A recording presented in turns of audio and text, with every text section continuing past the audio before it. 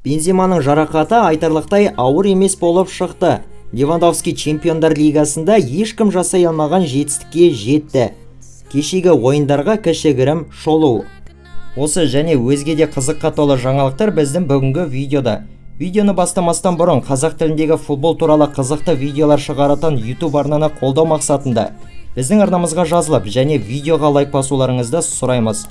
Су жаңа видеоларды өткізіп алмас үшін қоңырау түймешесін басуды ұмытпаңыздар. Ал олай болса, біз бастаймыз.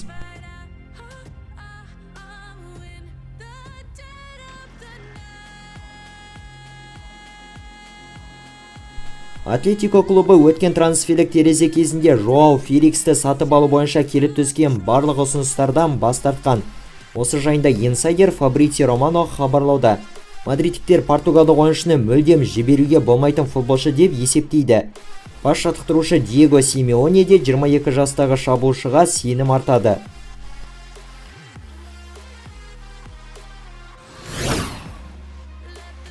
Мадридтік Реалдың шабуылшысы Карим Бензема алдындағы алған жарақатына байланысты медициналық тексерістерден өтті, деп мәлімдеуде АС баспасы. Ақпараттарға сүйенсек, футболшыда тізе буынының зақымдануы анықталған. Бенземаның айығып қалпына келуі үшін шамамен 10 күндей уақыт кетеді.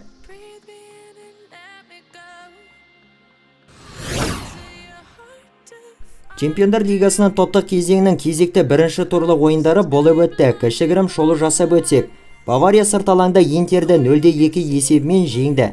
Немістік командаға Лерой Саненің голы, сондай-ақ автогол жеңіс әкелді. Мюнхенді клуб Чемпиондар Лигасының топтық кезеңде 2017 жылдан бері жеңілмей келеді.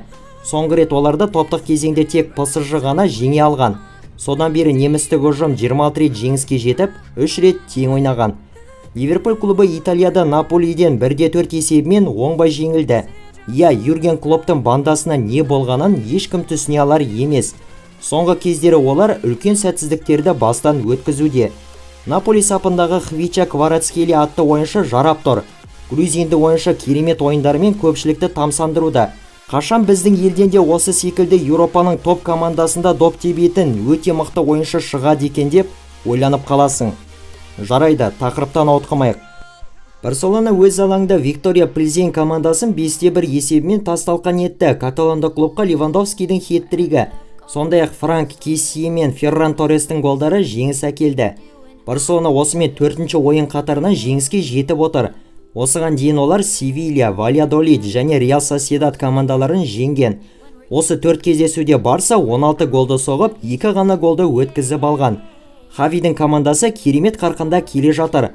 Осы беттермен олар біраз ұзаққа дейін баратындай сезіледі. Челсидің су жаңа жаттықтырушысы Брайтонның бапкері Грэм Поттер атануы ықтимал. Осы жайында тілші инсайдер Фабрицио Романо мәлімдеуде. Ақпараттар бойынша лондондық ұжым жаттықтырушыға ұсыныс жасап қойғандай екен.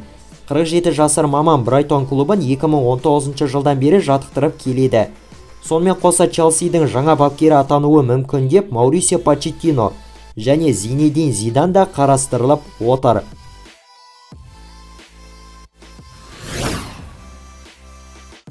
Барселонаның бұрынғы футболшысы Тьерри Анри шабуылшылар Килиан Мбаппе және Эрлинг Холланд арасынан таңдау жасады. Мбаппе сәттерді ұйымдастырып, голдарды да соғалады. Ал Холланд ештеңені туындата алмайды. Ол тек шабуылдарды түйіндейді. Мбаппе оң жақта, сол жақта да және ортада ойнай алады. Ал Холланд тек ортада ғана ойнайды. Ол керемет футболшы болып табылады және Манчестер Сити онымен бірге Чемпиондар Лигасын жеңіп алуы мүмкін.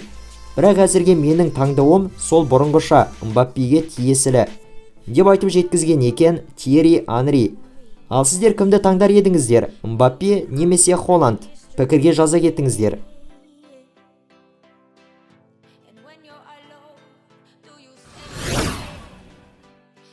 Челси клубы немістік бапкер Томас Тухельге келісім шартты мерзімінен бұрын бұзып тоқтатқандары үшін оған компенсация ретінде 15 миллион еуроны төлемек, деп хабарлайды Daily Mail баспасы.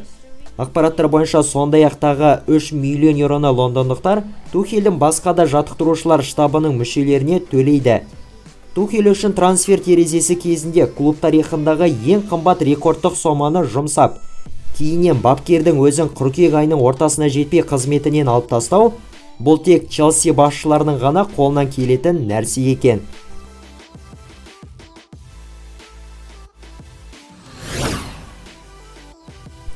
Кешегі Чемпиондар лигасындағы Виктория Плзенмен болған матчта Роберт Левандовски хет-трик жасады.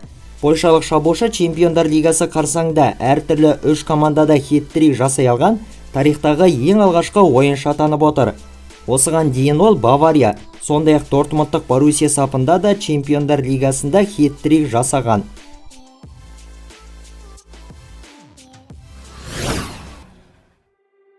Галатасарай клубы пассажымен Мауро Икардидің трансфері бойынша келісімге келген. Осы жөнінде тілші Джанлука Ди Марцио мәлімдеуде. Ақпараттар бойынша түркиялық ұжым 29 жасар ойыншыны жалға алады. Дегенмен PSG Икардидің жалақысының 60%-ын өздері төлеп отырады.